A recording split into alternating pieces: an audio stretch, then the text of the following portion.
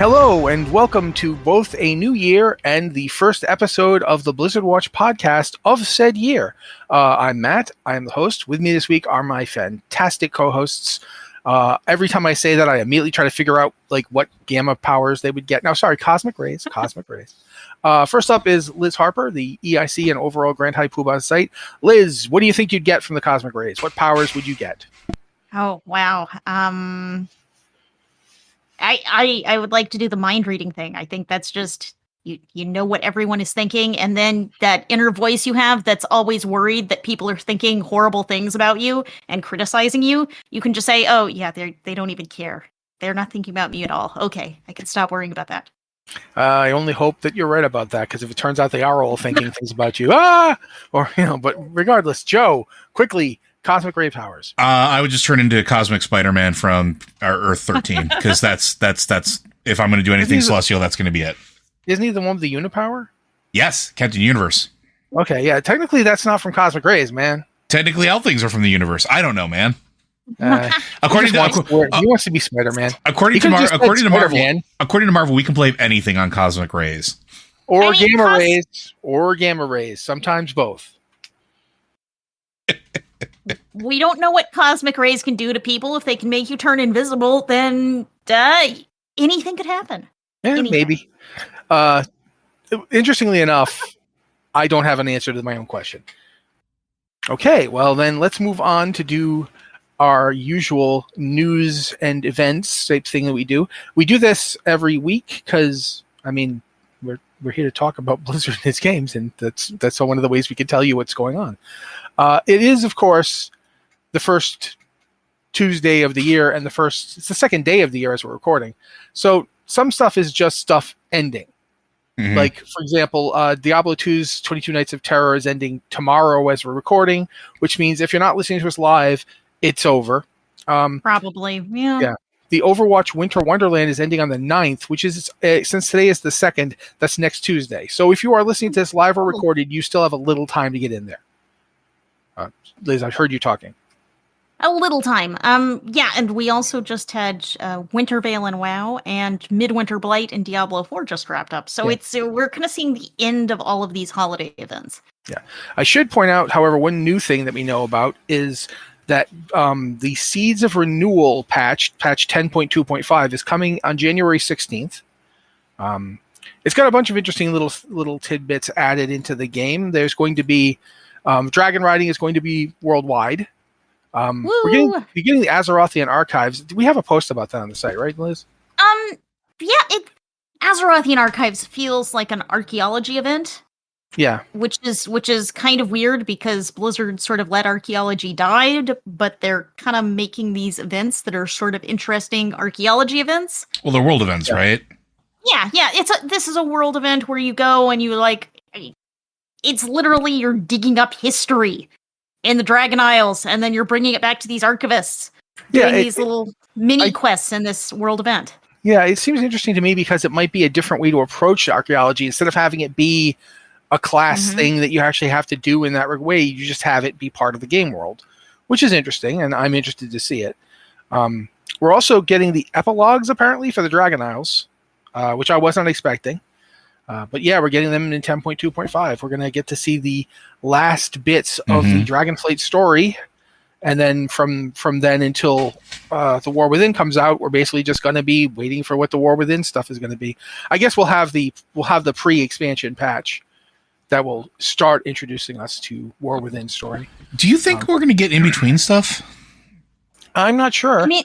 They said they were going to do the usual intro patch, so there's going to be that. Well, we got that roadmap, right? Yeah, we do know we have a patch 10.2.6, which we know nothing about. We have a patch 10.2.7, which is called Dark Heart. And that kind of implies something. Yeah, but I guess the question is, do we think it's going to be a little more substantial, or do we think it's going to be the traditional in-between stuff? I don't know.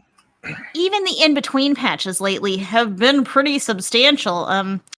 10.2.7 has what's called Harbinger quests coming. So it sounds like at least some kind of new quest line, or maybe reimagined quest line. I don't know. Well, we know the Harbinger is what they're calling Xalatath. Mm-hmm. So yeah, it might be related to that. It might not be, but it might be. 10.2.7 specifically lists Harbinger quests as a feature. So I think we're going to get some new story. They've been doing really substantial patches, even for these like mini in-between patches. I'm really excited to see what the 10.2.6 Skull and Crossbones is. I'm looking at that. I'm really looking forward to like us not drinking the poison because it's clearly marked with a warning. When has that ever stopped us? I was going to say, you act like you have not played World of Warcraft before, Matt. I often act like that because I'm trying to convince myself that the past 20 years of my life haven't happened, and I'm not old. But we're stuck with what we are. Speaking of being old, Reclaiming Gilneas is coming out. That's going to be part of 10.2.6. I am 10.2.5. Yes, 10.2.5. Yes, you've got me thinking wrongly. It's my fault. We did. I should not have thought. But regardless, I'm like actually like ridiculously excited for this. I very much want to see Gilneas get reclaimed and the Worgen to finally have a place they can live. And I'm also happy that on it is interesting. Yeah. Between this and Belemeth, both the Night Elves and the Worgen can go back to living someplace else, and Stormwind can basically just be Stormwind again. Not that I actually liked that Stormwind had multiple groups living in it, but it also got to feeling very Orgrimmar-esque. Yeah. And, I don't like all my cities feeling the same. So I like that we're going to see separated out areas again. Well, I'm also interested to see what it's going to be for Gilneas, because with the Forsaken, lack of a better term, retreating, I'm wondering what's there. I'm wondering what's waiting for us that we have to go through and clear out. Is it is it sentient ooze again, or is it something else? Well, I remember if you played a rogue and you did the rogue legendary quests back in Cataclysm, they did go back to Gilneas, and there was a bunch of black dragons who were like building armies in there. So that could be a part of it as well. Like we don't know what's been going on in Gilneas over the past. I mean, it hasn't been as long as it has actually been in our world, but it's been pretty close. Like we've had almost 10 years, right? Yeah. So stuff's been going on in there this whole time. It would be interesting to see how this all works out, how it shakes out. What's there to reclaim? Like, is the city there? Like, so lots of stuff we could get to see. That would be kind of cool. We're also going to get follower dungeons, which are the ones where you could theoretically run a dungeon, you and 4 NPCs. And if you're like a healer, there'd be a tank and some DPS. And I hope it's not Jared's Shadow Song trying to tank again. I just hope it's not the healer from the one that you remember when you were doing the ones back in Warlords of Draenor, the Proving Grounds, I guess they were called. Healer for that group. My word, I don't know what they were doing, but nobody was getting any health back, and they were getting continuous aggro. I was like, wow, how are they getting this much aggro when you don't heal anyone? Does it just offend them? It takes skill. It takes skill to do that. So we're going to get that. Overall, I mean, there's also apparently the Love in the Air holiday update and additional Warlock Demon customizations and Troll and Draenei customizations. I mean, I'm going to just say this. Can trolls wear shoes now? Could you please? There's no reason for them to be barefoot. They don't have hooves. And specifically, they were calling out the Warlock, Tyrant, and Dark Glare demons are on their way. All right, cool. If you play a Warlock, I do not play Warlock, so I did not know that. But I do know that trolls need to wear shoes. I mean, they're probably getting rocks under their feet all the time. That's not pleasant. I walked barefoot on the ground. I know what it's like. We can start a whole debate about this. But I'm not saying they have to wear shoes. Customization would option should be there. There's some boots out there that would make perfect sense. Like I'm walking around in some clodhoppers that are way too big on my my little tiny blood elf, and probably would be right at home on something with slightly larger formations of feet. So yeah, but regardless, that's basically the gist. It's not going to be till the 16th, so you got a couple weeks. But it is coming, so it's good to know that that's going to be happening. I think this Saturday, the 7th, that's Saturday, right? God, I can't even remember time anymore. What is time? Yeah, Saturday is the 6th, Sunday is the 7th. Okay, so Sunday we're going to see the Darkmoon Faire restart. That's weird. Why Sunday? Don't they usually do it on Saturday? Maybe they meant 6th. I don't know. But regardless, Darkmoon Faire is coming this week. So yay, if you like the Darkmoon Faire, you should get out there and do the various things that you do there. Like, for instance, the reputation stuff and the skill learning stuff. That's a lot of fun. I like the Darkmoon Faire. I don't go every time, but I usually go at least once every couple months. Just also for transmog. I'll be up front also to get some replica gear for transmog. Of course. It's true. It's true. I should now I have to switch to the response to my letter from Liz so I don't miss stuff. Apparently tomorrow the Darkening of Tristan is starting in Diablo 3. It's the exact same thing it's always been. Yeah, it's not changed, but it's still fun. I mean, you still get to do all the Diablo. For people who want a Diablo remaster for the original Diablo, it's in Diablo 3. They did it. It's their Darkening of Tristan. That's what that is. So go do that. I mean, it's not quite. It doesn't have all of it, but it's a pretty big chunk. Yeah. I would actually like to see people get to play through the original Diablo, just because I think a lot of people don't remember the story. And there wasn't a lot of story. I mean, there was a story, but it was, Diablo 1 was real skimpy on story and quests. Here, there's a city, there's evil stuff going on, and hey, I bet you like money. And then the end cinematic of Diablo, though. I mean, it's terrible. You can barely see what's going on, but it was such a gut punch the first time I played the game. And then my character went and did that, and I'm like, why? Why would you do that? Oh my word! Bad idea, jeans. You are wearing them. That was like the first cinematic, I think, in any video game that really just hit me. Like you say, it's a gut punch. I mean, can we spoil what happens in a 30-something-year-old game? Yeah, I mean, because you get to the end of Diablo 1, you're out there fighting the Lord of Terror himself, you're chasing him through Tristram and through the Burning Hells, you finally catch up to him, you kill him, you rip the soul stone out of his body, you stare at that thing and you think, what's the best thing I could do to keep this soul stone safe and contained? And your character apparently thinks, I could shove it in my own forehead. That's going to work great, and it totally did, because it set us directly up for the plot of Diablo 2. Yeah, the plot of Diablo 2, where nothing bad happens on account of you having stuck a demon soulstone in your forehead. Yeah. But anyway, Diablo 3, Darkening of Tristan, it's a lot of fun. You get to see the first Butcher fight, which is such a fundamental part of the Diablo series, the Butcher showing up. It's fascinating to me that he's not a big lore part of the game. He's just there. He's just there. But he's just there. He's not there. It feels weird. Like, when the first time he appeared in Diablo 4, I was very upset because, I was in the middle of something and there he is. But also at the same time, I was relieved because there he is. There's the Butcher. Exactly what I was expecting him to be, a big giant pain in my butt. There you go. So yeah, that's happening. We're getting Overwatch is adding hero mastery courses. This is not something I know what they are. Flat out. I don't play a lot of Overwatch, so Joe and Liz will probably explain it to you. I don't know if Joe's gotten to play anything, because I know you haven't gotten to play Overwatch in a little bit. I actually have not, unfortunately. I know what they are. They're essentially courses that are designed to essentially showcase your skill with that particular character, and they're all challenges designed with that character's moveset in mind.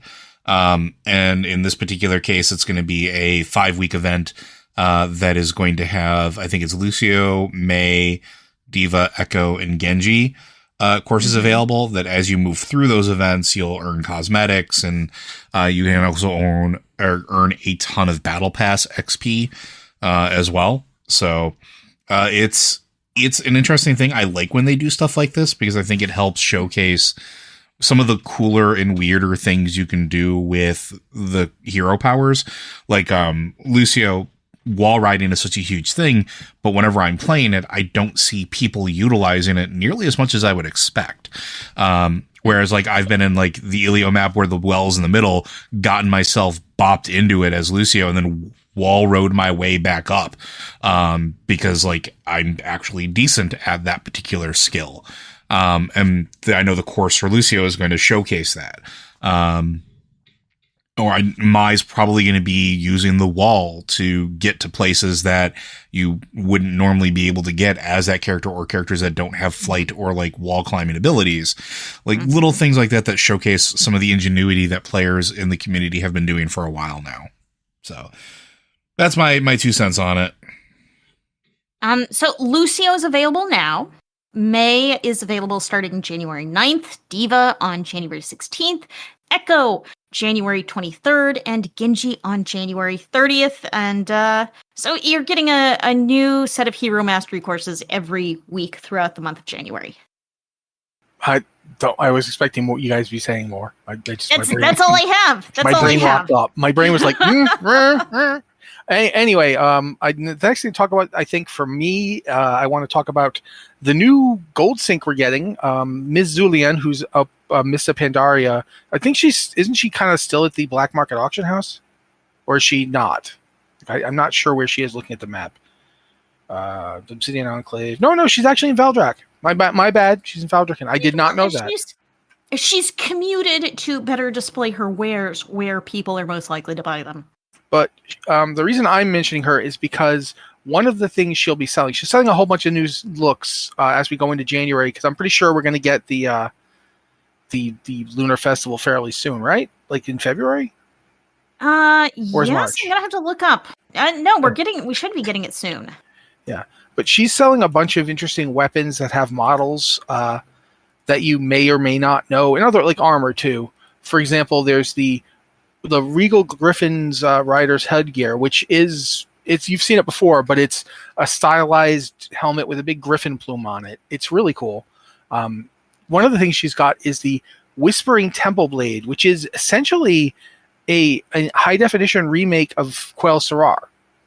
Like if you have Quell Sarar, you know what Quell Sarar looks like. It's like Quell Sarar, but with the more 3D look that some World of Warcraft items have had in more recent years. And I hate it. I hate it a lot. Like, oh my word. But I think it's still pretty cool. I just hate it because I have Quell Sarar, and this is not Quell Sarar. You know what I'm saying? Like, it's not. There's nothing wrong with this sword, but it's not actually Quell Sarar. It's just pretending to be. It's like get out of Quell Sarar's pants. You don't have the right to call yourself Quell Sarar. You're not Quell Sarar. Well, no, I'm the gleaming, whispering Temple Blade. Like, But no, I think if you don't have it, it's a cool model. It's got a lot of detail. In point of fact, it's even still got the Quell Sarar had an interesting enchant on it. It was part of the blade. You could put another enchant on it, but it wouldn't displace this look. It's kind of like a light green glowing thing that kind of crawled up and down. This seems to have a golden version of it, which is, like I said, interesting. There's nothing wrong with the model, but again, I worked really hard for my Quell Sarar all those years ago, and I don't like it when it looks like Quell Sarar's getting its place taken. However, yeah, it's cool. There's a bunch of other stuff too, like the Gilded Scarab Bulwark. That's really cool, in my opinion. The gold-plated Witch Hunter's carbine, which I'm positive I've seen this model. I think it's from like the raids in Battle for Azeroth. It is, yeah. And I like it. It's a cool-looking gun. But I think it should also be mentioned that a lot of these ones that are going to be available for gold are currently available on the trading post with different coloration. Yeah, I think these ones are all gold, are gold or gold attempts, gold accents. The Marauder King's Body Carver, which is a 2-hand polearm, by the way, this is a model you've seen before. It's not a new model, but it's sick. It is a really nice looking polearm. It's very hoardy. Like, this is something that I would feel really weird using as Alliance. I would still do it, but I would feel a little odd. Yeah, it's got a nice, it's almost a glaive, but it's off balance, which is really cool because this definitely feels like something an orc would make. Like an orc would say, I've got these 2 axes and they're kind of broken. I'm gonna glue them together and make one big cutting thing out of them. It's like, yeah, that guys, sounds all right. Yeah, are you guys feeling all right? Yeah, we're great. Okay. Oh boy. Yeah, don't leave orcs alone with broken weapons, because they don't see broken weapons as a heartbreaking thing. They see it as an opportunity, and they're going to make something terrifying out of that. But yeah, a lot of cool stuff. I thought I would want to mention that because it's a gold sink, which we sometimes don't like, but I think we kind of have to realize that the economy of this game is very fragile and very easily broken by us, the crazy players. And so having gold sinks is good because it means we have a place for that gold to go. Instead of it just flooding into the market and making the most inexpensive things cost thousands upon thousands of gold. I know that I was kind of annoyed this expansion at like having to buy flasks for some of the not flasks. What do they call them now? Files. Yeah, files. The files were getting pricey. But yeah, that's handled. So we can talk about the WoW trading post because Joe mentioned it earlier, and Liz has a mention for it here. The post enthusiast achievement, which is the one you get for doing 12 months of trading posts. So if you skipped like 4 months of trading posts like I did, you're gonna have to wait 4 months. But you do 12 months of trading posts and you get 500 bonus traders tinder and an achievement. So that's both are cool. Achievements are cool. I don't you get a mount too? Isn't there a mount for this? That's the transmog. That's the warden transmog. Is the primary reward for the achievement. Okay, so there you go. You get the warden transmog. I need to check on that because I definitely got a bunch of attendees, but I don't remember getting the achievement pop up. Yeah, it's part of the reward for the trading post, and according to the Blizzard post on the subject. That's what I'm looking at right now. And for those at home, yes, I do call them tendies, and yes, I think of them like chicken nuggies. See, the problem I have is that I don't think of chicken nuggets as chicken nuggets. I think of them as the dinosaur nuggets. So when you say that, yes. Now I'm thinking of little tiny chicken dinosaurs going, "We're made out of the flesh of our own children." It's a weird thing, guys. You're making chicken tenders into dinosaur shapes, and they are dinosaurs. It's weird. Anyway, so that's happening. And finally, this thing that Liz posted, I'm actually going to try to get Liz to talk about it because it's kind of cool. And I want to go look at the thing while we're talking about it, is the Diablo folks posted like a year in review kind of thing, just all the stuff that they've done, the stuff that's happened in terms of numbers. You know, the kind of thing.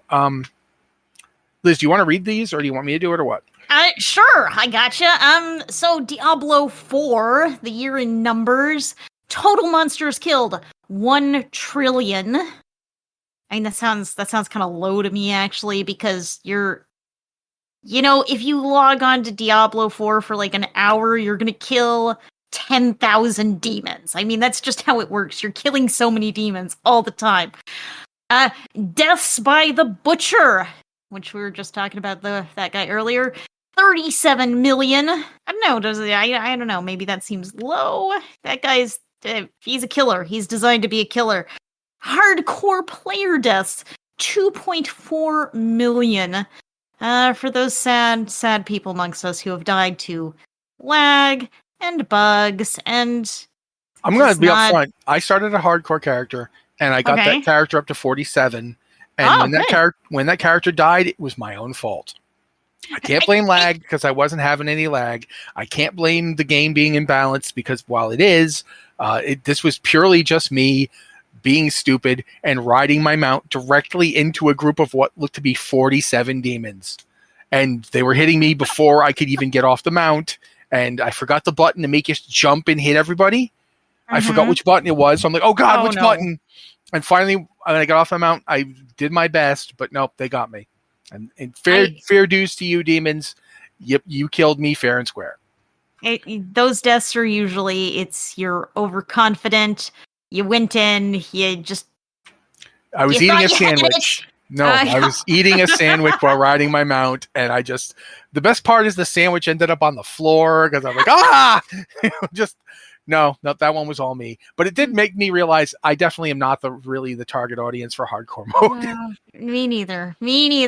And the 2 most popular classes in the game, though they do not give us any numbers on this, and I am really curious, 2 most popular classes, Sorcerer and Necromancer. I can't say I'm surprised, Joe. Not really surprised, no.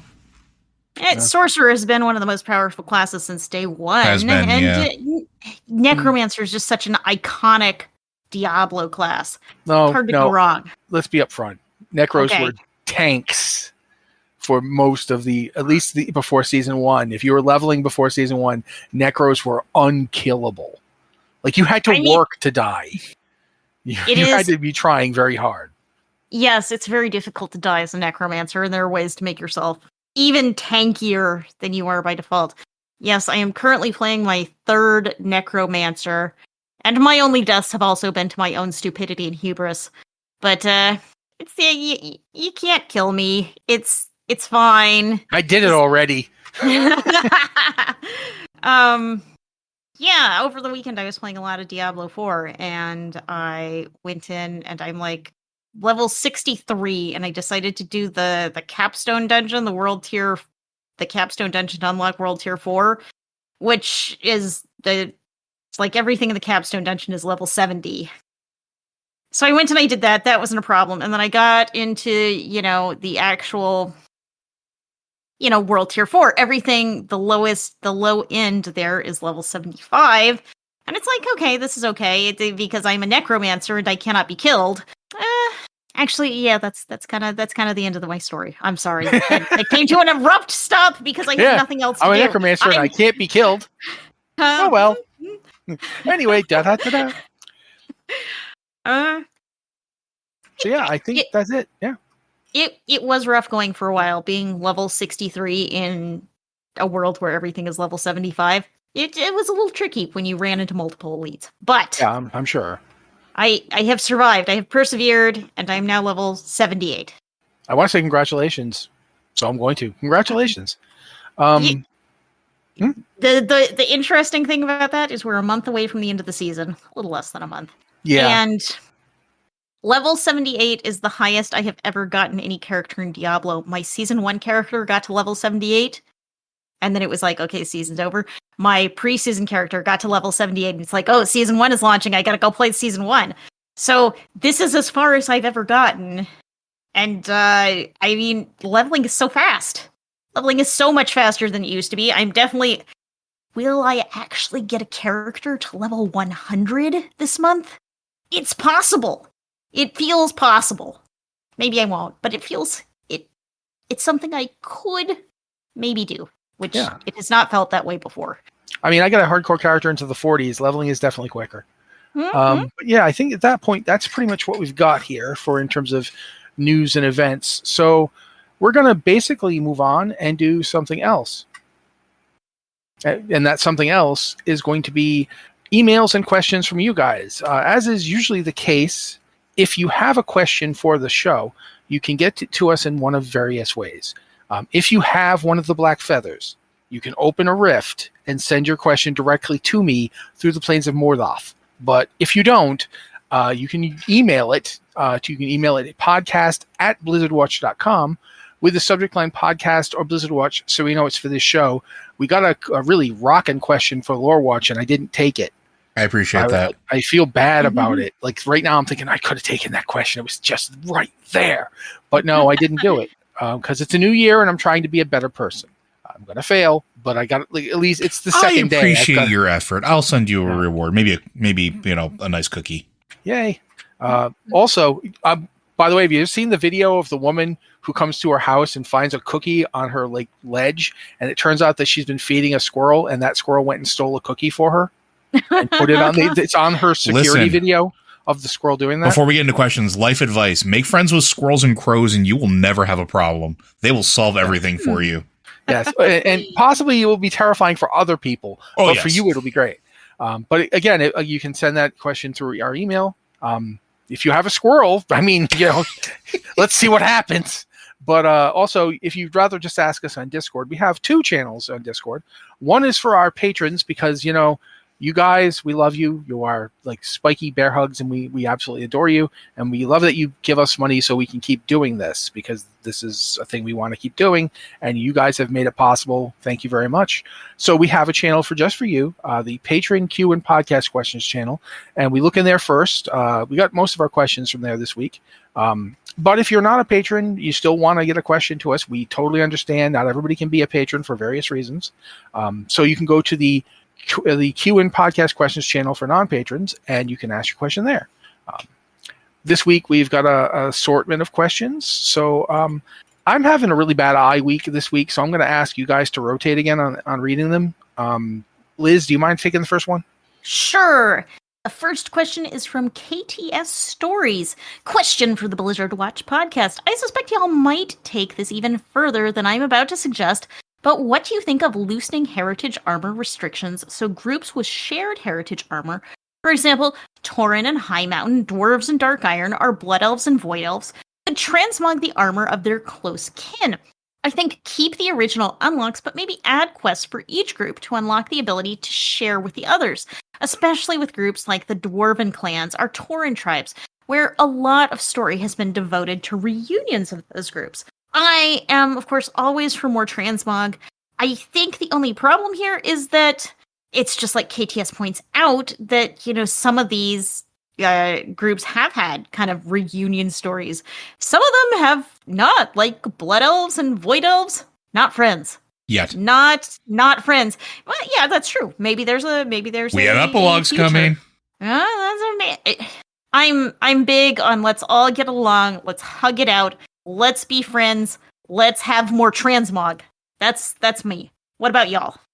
Honestly, my gut feeling on this is I like the idea of unlocking your heritage armors and things like that, but I personally feel that once you have them unlocked on your account, everybody on your account that can wear that type of armor should be able to transmog into it. You've earned it. I don't think there's a reason not to, especially in a world like Warcraft, where the reality is when you are in the middle of, like, I don't know, a foreign land, in this case, Dragonflight, your armor gets damaged, you can't find a blacksmith to repair what you have, you pick up what's around you and adapt it to yourself. And that's sort of a very fantasy-esque thing, so why the heck not? Why the heck can't my Dark Iron heritage armor be worn by, that Night Elf warrior over there because they found this really cool plate spalder just kind of like laying around and it's in pretty good shape and I can incorporate it into my armor. Like, it would make sense to me to just kind of, once you earn it, just let it be account-wide for you in particular. Do you have an opinion, Matt? I'm a mean one, Mr. Grinch.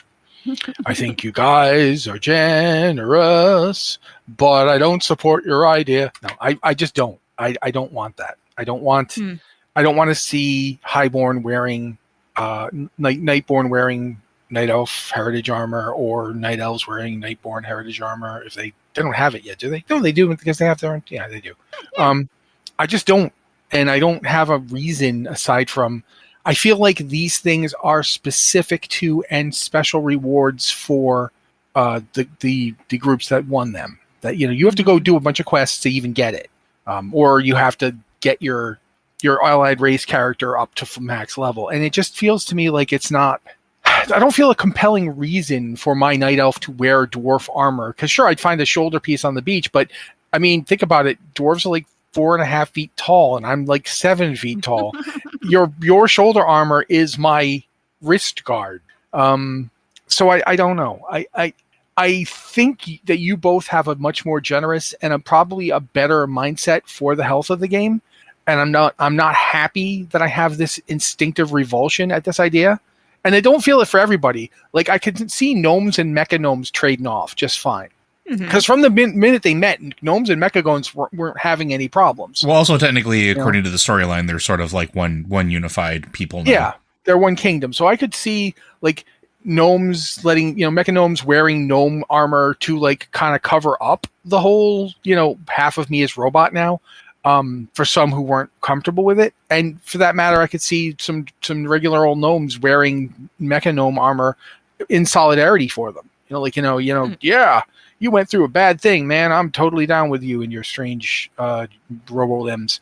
Dwarves and Dark Iron, I think I don't actually have a problem with that one, but I do think that any rapprochement between Dwarves and Dark Iron needs to come with a lot of sarcastic japery. Like, they should never be the kind of friends who just buddy-buddy. They're the kind of friends who poke each other. If you got a Dark Iron and a regular, like a Wildhammer or a Bronzebeard dwarf hanging out, the Bronzebeard should be constantly little jabs, and the Dark Iron just sits there and waits a bit, and then when they're sipping their drink, says something really cutting, like they go, "Come on, man, I'm just telling a little joke to you." Yes, very little, sort of thing. And the Wild Hammer will constantly be, if you don't both stop it, I'm going to hit both of you. Just knock it off, drink your beer, and then let's go kill something. So I don't know that I want to see them wearing the same gear, but I can't come up with physically, there's no reason they couldn't. And for that matter, Moira, could she wear Dark Iron Heritage gear? She's their Empress. Mm-hmm. You know what I mean? Like, you're going to tell the Empress that she can't? The mother of, the upcoming, Emperor? So yes, the Blood Elves, Void Elves, absolutely, I could see why you wouldn't want that. Story-wise, I understand the separation. It's just mechanically, if it's something that you feel strongly about, you just don't have to participate in that portion. No, I know, and that's why I said I don't necessarily like this impulse that I feel. Yeah, but I do feel like for a lot of them that it is an impulse that I feel. Like, I especially feel it for like Night Elves. Like, I would be mad if the Nightborn wore our armor. Like, you that's armor we developed after we gave up the stuff you kept and are currently, rolling around in your magic city while we just finally got someplace to live after you helped blow up our old place. No, you don't get to wear that. You know what I'm saying? Like, if I had like a Nightborn character and a Night Elf character, I would find it the height of aggression as a Nightborn to wear that armor. That's me telling you that that's how little I think of you. And so that would bug me. But again, that's just like there's lots of reasons why people should just get to do whatever they want. You know what I mean? Like, I have some bad news for you about Belemeth. Yeah, well, I know it's there, and I know there are other people there, Horde and Alliance. No, I'm well aware of the story of Belemeth. I'm just, for some people, it would not be so easily done. Which makes sense. Yeah. But again, I feel like you guys have a more generous and probably a better for the game idea, whereas mine is based purely in like just an old man yells at Cloud, take off my armor. So yeah, that's where I am on that one. I mean, the thing is, I think it's a neat idea. I don't think Blizzard is likely to do it. Agreed. I don't think this is going to be unlocked. I don't think they're likely to do it anytime soon. But I've said before they weren't going to do stuff, and now they have done it. So, you know what I mean? Like, that's true. That's you never true. know. With this game the way it is, they're not going to do it in 2024, and they're probably not going to do it in 2025, but eventually they might very well do it. Yeah. But I think that means we're going to move on to our next question here, which is from Zool Mr. Blindside. We are in the third season for PvP this X-Pack and have a gear set each time that has upgraded twice. Crimson, Obsidian, and now Verdant. When will there be a fourth season, and will it get an upgraded gear set as well? I'm pretty sure they said there was going to be a fourth season. Yeah. When they do that. They're definitely doing a fourth season. Yeah. Sorry, go ahead, Liz. I mean, I assume there will be a new series of upgrades. I mean, we aren't going to get new tier sets or anything like that because we aren't getting a new raid. We've got the final raid tier, but we're getting another season with faded raids or something along those lines. I assume they're gonna. Season 4. Season 4, the Dragonflight raids revisited, new PvP season, new Mythic Plus season, new open world rewards. So almost certainly we're going to get a new PvP set as well. I guess the question is, what do you think the name's going to be of it? Because you have your Crimson, obviously, for the red Dragonflight. You have Obsidian for the black Dragonflight, Verdant for the green Dragonflight. Which do you think will be the flight that represents the fourth PvP season? I think it's going to be something to do with the bronze Dragonflight. So it's the blues getting left out? I think it'll be the blues. Well, the blues are sort of like their story happened already very, very early. Yeah. And I think the Malagos, the Infinite Dragonflight story sort of just wrapped up this past season. Yeah, that's true. So like it's still kind of fresh, and I think they're the most likely to maybe get it. So that's my opinion. It could be blue, it could be Azure as the final upgrade, but it's going to be the Proto Drakes, the Incarnates that are following Duranoff, and they're going to all their armor is going to be based around tiny little arms. You know what? I'd be okay with that. Put tiny little arms on the breastplate. I'm in. I'm out. I'm there. Yeah. Those tiny little arms can actually hold an additional weapon. So you've got a little weapon being held right in front of your chest. Like, what is that for? I don't know. It'd make it a little harder for you to get me in the face. Yeah. But I don't think there's anything else to add to that one, unless there's anything you guys want to add on. I think there is definitely going to be a new set. I definitely think they're going to do that because that's what they do for seasons. And season 4 for Dragonflight is definitely it's kind of the wrap up consolidation season, but it is still a season. And however long it's going to be, I think it'll be very similar to what they did in Shadowlands, where it was shorter than you might expect. But I think it's going to be there. We're going to be doing they're going to bring in the new raids and stuff, so they're going to need to also provide progression for PvP.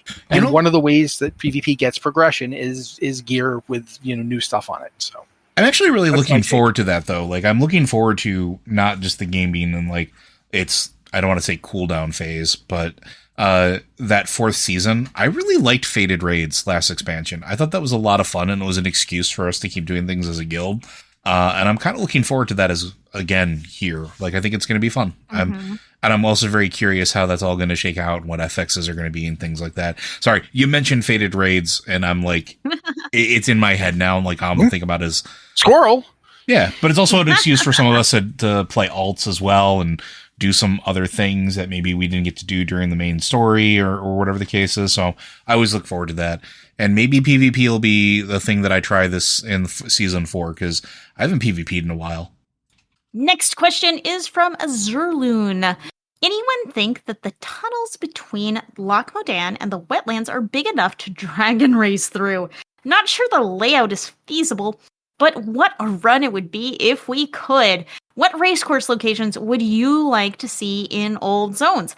I want to race the tram tunnel connecting Stormwind and Ironforge as well. Do not crash into the oncoming tram. Good luck and try not to die. I'm afraid I do not think about this very much because I am so bad at dragon riding. You talked about the tunnels between Loch Modan and the wetlands, and I can see how that would be super cool, but I would also just constantly run into the walls until I ran out of vigor, and then I would be walking along until the dragon riding race reset on me because I'm not flying. And that gets frustrating when you're real bad at dragon riding, but you're trying your best. What about you, Matt? Black Rock Mountain. Oh, you start off, you fly in through the top where there's the whole, wrecked Nefarian throne and the big, and then you go down the tunnel into Blackrock Descent, where Nefarian had his second raid back in Cataclysm, and you basically fly straight down where the Elevator of Death is and do the circuit, and then you actually have to fly back up and out the way you flew out when you left the raid on back of a dragon all those years ago, which would then take you to the upper Blackrock Spire, which you would then fly through, going through all those rooms and so forth, until you got to the lower Blackrock Spire. And then you would fly through that whole area till you finally hit Blackrock Descent, which was, of course, put underneath Blackrock Spire dungeons, even though it was much later. You'd fly through that, which would then take you out into Blackrock Depths, the Dark Iron City. And you'd need to get through that and to the original throne chamber of Thaurissan to get a special switch you'd have to hit with your mount on your way by to open up the passage to Molten Core, which you would then fly all the way through. So it'd be this enormous series of tunnels to fly through. It would be awful. I would smash into walls constantly, but it would also be amazing because it would be oh wow, this is a crazy ride. And there'd be lots of interesting things like putting in new kinds of things to fly your mount through. Imagine if there was a thing up there that you could fly your mount through, and as long as you got it, you could then dive into the lava and come out somewhere else because you're completely protected from the lava by the magical rune you just passed through. And if you didn't hit that, then it's going to take you longer because you can't use the lava shortcut. So there's lots of possibilities.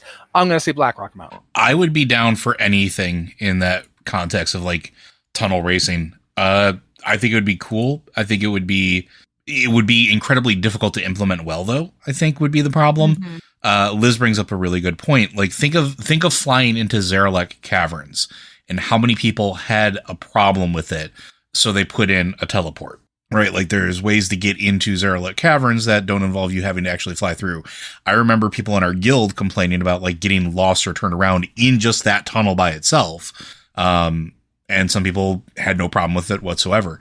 But I kind of like the idea that Matt put forward where you sort of do a best highlight run of like a raid or something like that. Think about doing that through like Ulduar, right? Like a course set in Ulduar. Oh. Because Wow. that's a huge expansive area. You could put up a bunch of places. And now we're talking pie in the sky because we're talking about developing specifically for races right here. There's so many areas in Ulduar that we just didn't get to see. There was no, like, we can see them from afar, but like imagine zooming through the mountains and through like the Titan structures and things like that. And maybe imagine doing Nimrod's tram run. Yeah. You're literally running over that tram that goes from the heart of Ulduar out to Memoron's workshop. Or diving into the pieces of the engine that sit below it, or some of the tunnel work of like the Maker's engine and things like that. You could do it instead of doing it as Ulduar, you could literally do it as Storm Peaks, because just using those tunnels, because there's enormous tunnels all through Storm Peaks, and those tunnels are big enough that you could really easily fly through them. In fact, I was going to suggest something when she was talking about doing the wetlands ones, getting to the wetlands from Loch Modan, and you talked about them being a little narrow. I was like, what if we find more tunnels that like old Titan construction tunnels between all the places that we know are Titan related, like Nomergon, Grim Batal, I can't remember Ironforge's name suddenly. There we are, Ironforge. Thank you, Brain. But you could actually like go through all those places. You could really broaden it out. You could make it like a series of races too, where it doesn't have to just be do all this stuff in one go. It could be like this one is the the Ulduar run, or this one is the Storm Peaks run. Yeah, the Kazmodan Cup or something like that. Like I dig it. Listen, so I guess what we're saying is we could come up with a lot of ideas. I'm still hoping that one day we're going to get dragon riding races that are done basically like Mario Kart, where like I can throw blue shells at people, because I really want to do that while I'm just flying around and have the. Do you remember in Shadowlands? There's the thing where you're riding on a thing and then you can throw a spear and leap over there. Yes. Imagine being able to do that to somebody while dragon riding. And this comes from a place like and mostly I just kind of want to get your guys' thoughts on it now that we're coming towards the end of the expansion and we're on this topic. I've actually grown to really appreciate dragon riding as an alternative. Like, I think it has potential to be a lot of fun. I think it's not without its problems, and it is definitely something where I'm glad they put accessibility modes in for like quests that require it and stuff like that. But as a feature, I wouldn't mind seeing it expanded in the future, or maybe like added to, because I think it's got some potential to like just be really neat.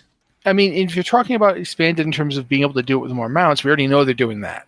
The new feature in War Within is basically dragon riding for everything. I mean, like expanding like content specifically for like races and things like that. I think it would be interesting if they had content. Like, one of the things that I really want to see is kind of like a kind of weird triathlon, or like the biathlon, which is skiing and shooting things, which has always been to me the weirdest things. But imagine a dragon riding race where you dragon ride to an area. You then have to say, kill 10 things and get their hooves. Then you have to fly to another area. Now you have to liberate the area from the rampaging fire ogre. Then you have to go to, like, imagine if it was like an adventures, and it's like you have to get there as fast as possible. Then you have to like kill the thing as fast as possible and get to the next place. And that's, you get an overall time. But you also get points for like how well do you kill them.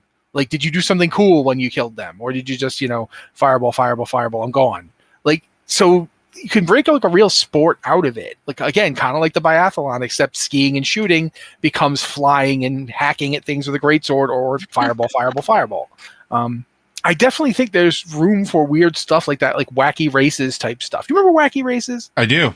Yeah, like wacky races type stuff. Like, you mentioned Mario Kart, but wacky races was way wackier. Or even Twisted Metal type stuff. That might be a little too dark. Right? Well, don't do it. Don't do it like Twisted Metal. We have like haunted clown ice cream trucks. I just mean, like, imagine if you had like a demolition derby dragon riding thing, where while you mentioned the blue shells, imagine if seriously like it becomes gladiator combat while you're up there, and your dragons are fighting and you're fighting. I don't know. There's a lot of potential. I don't know, Liz. What do you think? I'm into it so long as I don't have to do it myself, because I am one of those people who is so bad at dragon writing. I love these ideas. Like a Mario Kart style thing. Did either of you play? I played a lot of SSX, which was a snowboarding tricks game. Yep. What if you had something like that for dragon writing? Tony Hawk's Dragon Riding. Let's go. Yes. Where it's all that'd be great. kick flip your dragon. Let's go.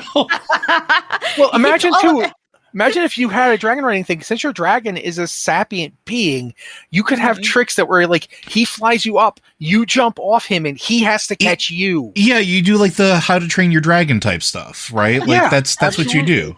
I'd be into that. Yeah, I would be so into that. That's a cool idea. I would also probably not want to do that one because blind guy. I have a real hard time seeing things. But yeah, no, it would be great. I just wanted to reward me like tendies at the end of the event instead of like points. Like I'm fine with that.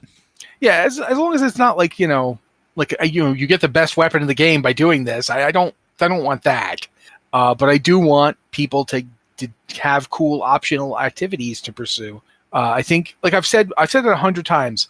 My favorite non-essential activity that they ever put into the game was pet battling. Yeah, which I don't do at all. I've never done it. I don't want to do it, and I don't have to do it. It's there if you want it, and if you don't want it, you can ignore it. And I think that is perfect. Optional. So I think that the more things that you add to the game, but making them optional is always better. Like that's why I like the traders posts and stuff like that, because it like gives you things that you can go and do. It gives you incentive to go and do stuff in the game world, but you don't have to. You can ignore it if you want. Pet battling is a great example of that. And then as long as they make it optional, whatever they add. But yes, I would be super happy if they would give us something like that, or give us the Mario Kart double dash. And Liz, you can just ride on my dragon with me while I fly around, and you can just murder people. I'm into it. See? Yes. Problem solved. Yeah. That's a win-win. But do you think we have time for more? Oh, we have time for the last question here, I think. All right. Well, you're up then. All right. Also from Azure Lene, toys. So many toys in WoW. What are some unique standouts or personal favorites in your collection? Any you use every time you play? Any you only use on a specific character and no one else? Any you really want but just haven't gotten around to getting yet? Thanks as always. Toys! For me, it's the Hearthstones. I love the new Hearthstones that they've been adding into the game, and I classify those as toys because they're collectibles that just have a cosmetic effect. Yes, they teleport you, whether on the same cooldown, blah, blah, blah. But I've really been getting into them since they started adding them into the game. I think they're a really, really cool thing, and I go out of my way to use specific ones on specific characters, whatever matches my mental story for the character or whatever the aesthetic is. I also really like the champion light, where you like just hold your weapon up and a big beam comes out of nowhere and just like illuminates you as if it was like the middle of a comic book or like an anime. Those I use all of the time. If you go back to some of my old posts on the site where I would take screenshots, I use that a lot because one, it lit up the scenes, and two, I always thought it was hilarious to just be sitting in the middle of like, oh, here's this giant battle going on behind me. I'll just do this. And it's just me standing there posing for the camera. Like, I love stuff like that. But those are my favorite types of toys. What about you, Liz? Well, I have to say the most practical, most important toy in my toy box is the Transmorpher Beacon. Yeah. Which, it summons a transmog vendor, essentially, where you can... It's super crucial for when you're in the middle of a raid and you've just gotten a new piece of armor and it's perfect, but it clashes with your transmog. So... you have to fix that immediately. This lets you do that. But probably my favorite toy, the one that is after many years, still on my hotbars, so I can click it when I need it, is the Rainbow Generator. Which, yeah. It spawns a beautiful rainbow between you and your current target. I love doing that in Raid when like 8,000 of us spontaneously do that. It's a big Care Bear stare thing going on. Yeah. It's the choice toy, and it's at its best when you have a team of people who follow you when you start with the rainbow. Yeah. Matt, it's your turn, Matt. There is a certain category of toys that I call the Orb of Deception and its family. Yes. Anything that lets you do something like look like another member of a different faction, whether it's the Orb of the Cinderai, the Orb of the Deception, the one that turns you into a fire druid whose name I can't remember, but which I have, something Liara's Locket, maybe? Yes. Yeah, Liara's Locket. There's the one that can turn you into an ice dwarf. I've got that one. The one that turns you into an ogre, because there's like one is like, oh, so-and-so's mask, and you turn into a big one that just puts a big fake stupid looking ogre hat on you, which is also great. There's the one that lets you turn into your pet. Yeah, I don't have that one because I don't have a pet. But I do have, like, I've got a bunch for transforming my character into various things. I've got the one where I apparently stick a demon-infested crystal in my forehead, thus proving that, you know, anything we've referenced will eventually come back. But I've got a bunch of them, and I like using all of them. I even like the Orb of the Cinderai, because the Orb of the Cinderai allows me to basically be wearing a bunch of Alliance gear as a Blood Elf and confuse. Like, I guess we just got talking about me, the whole Heritage armor thing. I'm like, no, I don't like it. But then once I got the Orb of the Cinderai, I started using it constantly to take screenshots of like what looks like a Blood Elf wearing Alliance armor. So I am a massive hypocrite. But yeah, I do like all these different kinds of deception toys. They are the toys I enjoy. Also, honorable mention to the. I was going to say on that same thing. Honorable mention to the Jewel Crafting Prism that lets you swap appearances with people.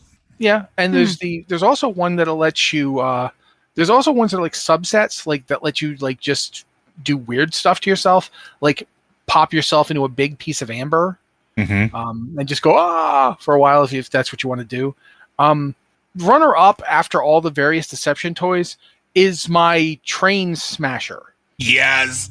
I love when they added that to the damn game. It was so good. Yeah, because for a long time there was that whole thing where the train would come out and people would, you'd be forced to be doing the dance thing, and I didn't enjoy it.